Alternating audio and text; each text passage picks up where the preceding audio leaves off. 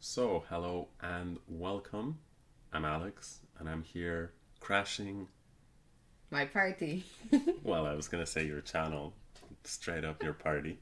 My Okay. channel, my party channel. That's what's the difference? So why am I crashing it? Because we're gonna be looking at a series of openings and we're starting today with the elephant trap. The elephant trap, indeed. I figured the best way to get you to brush up on your opening theory is show you some nasty little tactics. To avoid autoplays in your own games. Exactly. I think this one perhaps you're already familiar with because we're kicking it off with one of the, let's say, most common traps because at the end of the day, they're the best ones to know, especially at the club level. What's the point in learning a trap if you're going to get it one in a million games? Let's get to it. Let's do it. So, we're going to be taking a look at it from the perspective of the white side. In general, we'll try and do that. But actually, this trap is a trap that the black player can set up. Of course, we should know it from both sides. Because as white, we want to make sure we don't fall for it. And as black, we want to try and catch out our opponent. So, Actually, I only know one person, but I'll get to that in a second, who's placed it in their games. okay. This I'm not so sure about. We'll see.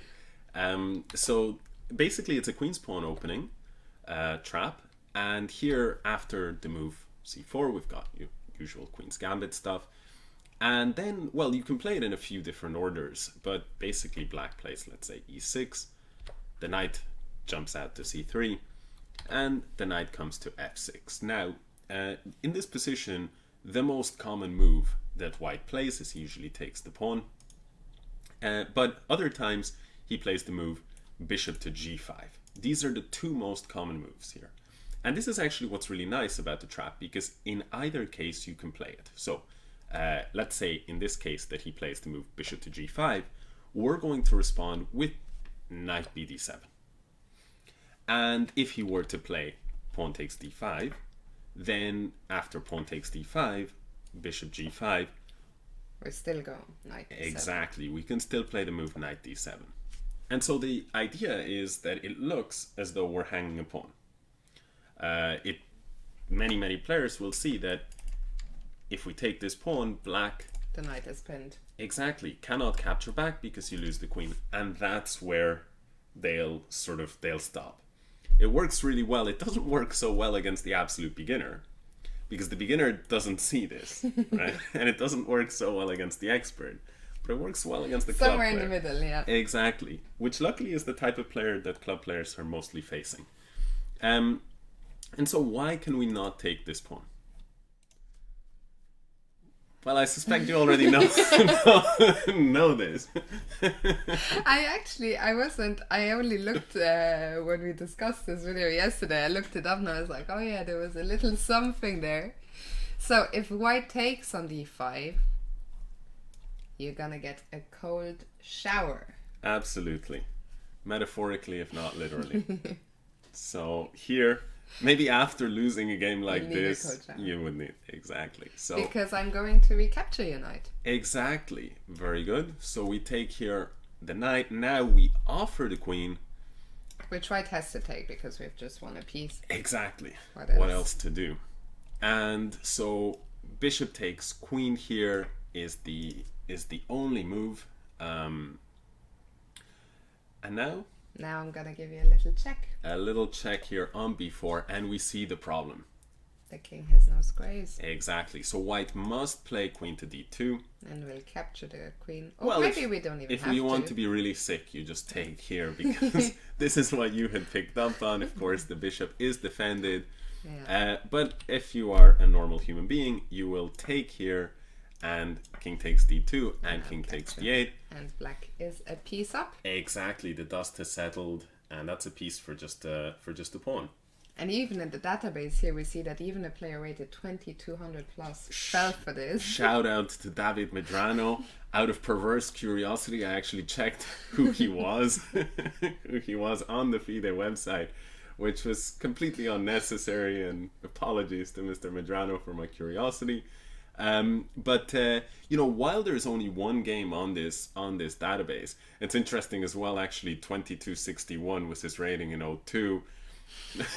Now it's at 1904. So I think this is what happens when you take too many pawns on d5. So if you actually see the Lichess database, however, amongst the club level players, you can see that this position right here, if we go back, in this position, white has taken this pawn almost 2,000 times. Almost 2,000 times. And so it's certainly very, very much worth knowing. And the one player that I knew who plays the trap is none other than my father.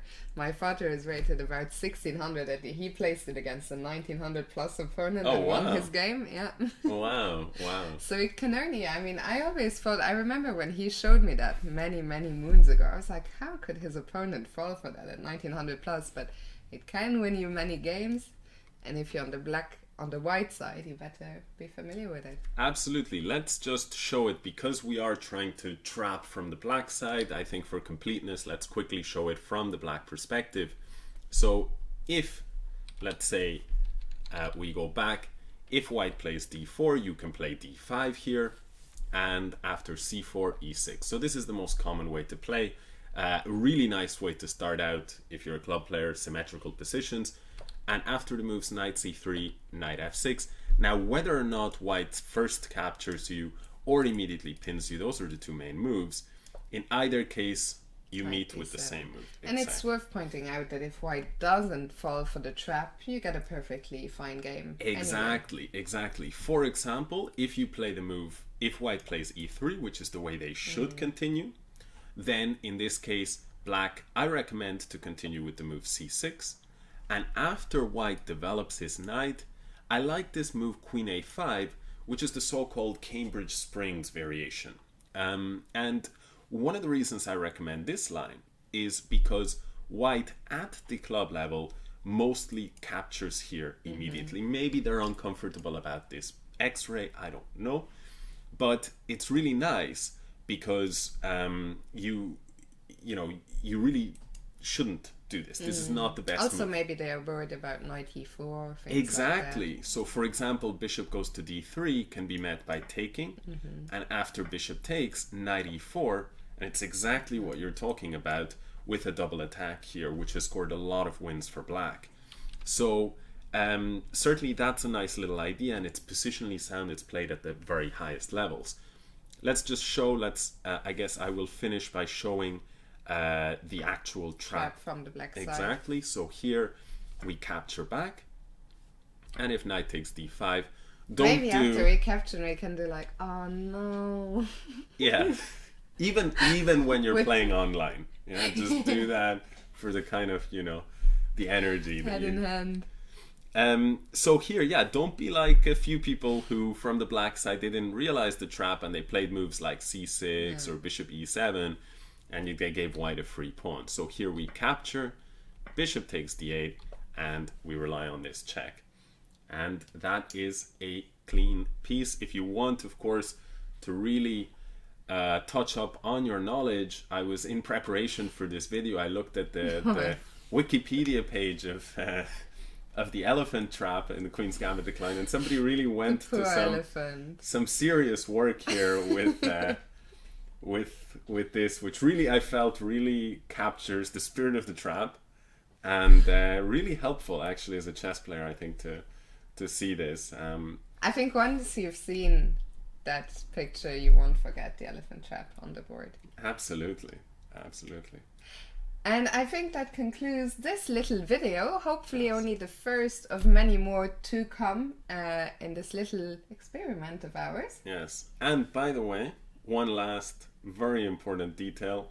This picture I found that was painted by none other than an Irishman. Seriously? So, why am I not surprised? It was engravings from some things by Sir J. Emerson Tennant. I believe it was an Irishman, yeah? Irishman indeed. So there you have it. So an Irishman is explaining. Knowledge on the elephant trap exactly complete.